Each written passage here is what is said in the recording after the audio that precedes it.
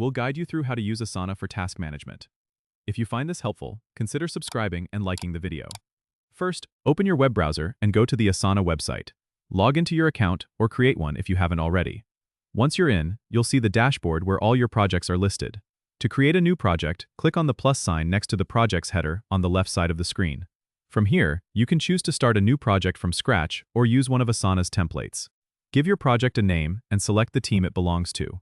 Once your project is set up, you'll be taken to the project page where you can start adding tasks.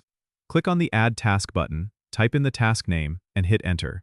You can then click on the task to add more details like a description, due date, and assign it to team members. To keep everything organized, you might want to set up sections within your project. You can do this by clicking on the Add Section button and giving your section a name. This way, you can group related tasks together. For example, you might have sections for To Do, In Progress, and Completed. As you progress through tasks, you can drag and drop them into the appropriate section. Remember, Asana also allows you to view your tasks in different ways. You can switch between List View, Board View, Calendar View, or Timeline View, depending on what suits your workflow best.